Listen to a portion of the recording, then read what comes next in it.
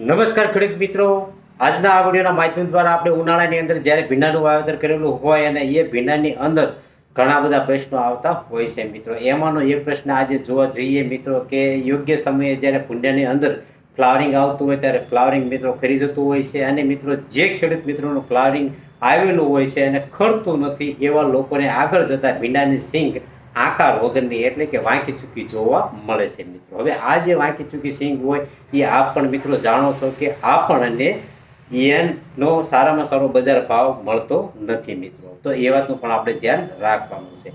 હવે મિત્રો ખાસ કરીને આપણે જ્યારે ઉનાળાની અંદર ભીંડાનું વાવેતર કરેલું હોય અને આ ભીંડાનો પાક લગભગ 35 થી 40 દિવસનો થયેલો હોય ત્યારે ધીમે ધીમે ફ્લાવરિંગ આવી ગયું હોય છે અથવા તો મિત્રો ધીમે ધીમે ફ્લાવરિંગ આવતું હોય છે. એવા સમયે આપણે જ્યારે કોઈ ઈયળનો છંટકાવ કરતા હોઈએ મિત્રો અથવા તો કોઈ મિક્સ માઇક્રોન્યુટ્રનનો છંટકાવ કરતા હોઈએ અથવા તો કોઈ એનપીકે જેવા કે 19-19-19 છે મિત્રો, 12-61 છે, 0-52-34 છે કે 00-50 કે કોઈ અન્ય એનપીકેનો જ્યારે છંટકાવ કરતા હોઈએ એવા સમયે ત્યારે મિત્રો ખાસ કરીને આપણે એની સાથે બોરોન એડ કરવાનું ભૂલવાનું નથી. એટલે કે કહેવાનો મતલબ મારો એ છે મિત્રો કે એનપીકે કોઈ હોય, જંતુનાશક હોય કે ચૂસિયાનું એટક હોય એવા સમયે 35 દિવસની આજુબાજુ આપણે છંટકાવ કરતા હોઈએ ત્યારે બોરોન આપવાથી આગળ જતા આપણા પાકની અંદર ફ્લાવરિંગ ડ્રોપિંગ એટલે કે ફૂલ ખરવાનો પ્રશ્ન ખૂબ જ ઓછો રહેતો હોય છે.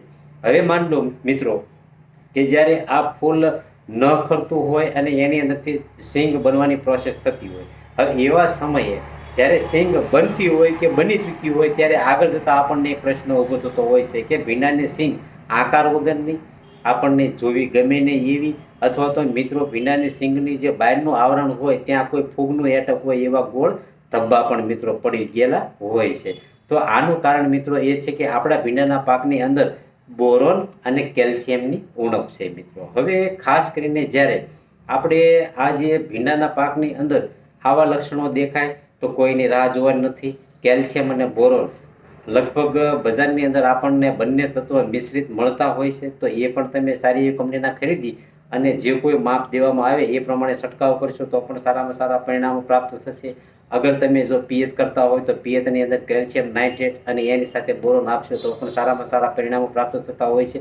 પરંતુ મિત્રો મારું આજે તમને એ કહેવાનું છે કે જો તમે પિયતવાદે આપશો, વખાડામાં હોય કે ડ્રીપની અંદર હોય, પરંતુ મિત્રો ઉપરથી જો છંટકાવ કરશો તો સારામાં સારો એવો જ મિત્રો ફાયદો થશે. એટલે કે પિયત વાટે આપશો તો પણ એટલો જ ફાયદો થશે અને મિત્રો ઉપરથી છંટકાવ કરશો તો પણ એ જ ફાયદો થશે.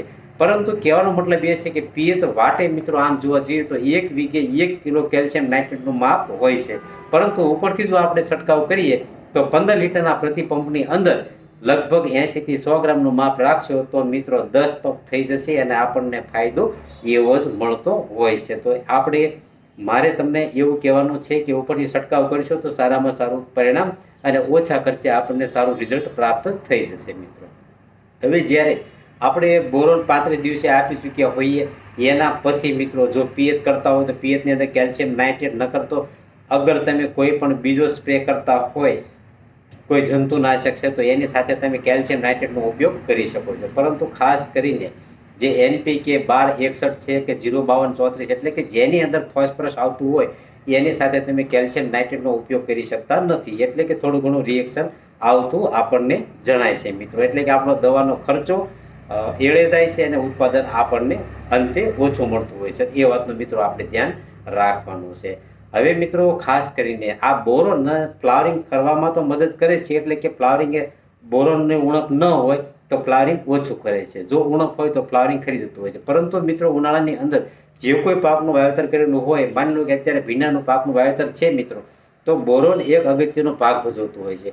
એનું કારણ એ છે કે જે પોષક તત્વો આપણા મૂળની આજુબાજુ કે મૂળની અંદર પડેલા હોય કે આપણા છોડના જે કોઈ તંતુમૂળમાં પડેલા હોય તો એને મિત્રો એક જ્યાં આપણી સિંગ બનતી હોય કે જે કોઈ દાણો બનતો હોય ત્યાં કંઈ ખોરાક પહોંચાડવાનું પણ બોરોન કામ કરતું હોય છે.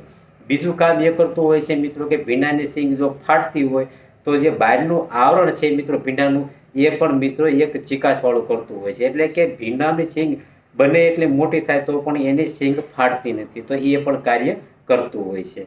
તો મિત્રો આ વાતનું પણ આપણે ધ્યાન રાખવાનું છે. હવે મિત્રો ખાસ કરીને 35 દિવસ પછી પહેલો સ્પ્રે આપણે કેલ્શિયમ નાઇટ્રેટ સાથે બોરોનનો કરેલો હોય, એના પછી દર 10 દિવસે આપણે કેલ્શિયમ નાઇટ્રેટનો સ્પ્રે કરતું રહેવાનું છે. એટલે કે આગળ જતાં આપણને સારામાં સારી આકારવાળી સિંગ પ્રાપ્ત થાય અને મિત્રો આપણને બજારની અંદર સારામાં સારો ભાવ પ્રાપ્ત થાય. એ વાતનું મિત્રો ધ્યાન રાખવાનું છે અને દર 10 દિવસે આ સ્પ્રે કરવો જરૂરી છે. હવે મિત્રો ખાસ કરીને જ્યારે આપણે ભીંડાની સિંગ ઉતારેલી હોય એને લગભગ 1 થી 4 દિવસમાં આ સ્પ્રે લાગી જવો ખૂબ જ જરૂરી બનતો હોય છે. તો મિત્રો મારી આવી અવનવી માહિતી મેળવવા માટે મારી યુટ્યુબ ચેનલ ખેડૂત સાથીને આપ સબસ્ક્રાઇબ કરજો અને લાઇક કરજો કે જેનાથી કે હું આપને આવા અવનવા વિડીયોના માધ્યમ દ્વારા ખેતીમાં તમને ઉપયોગી નીવડું કે જેના થકી તમારે ઓછા ખર્ચે સારામાં સારું ઉત્પાદન મળી રહે. મિત્રો હસતું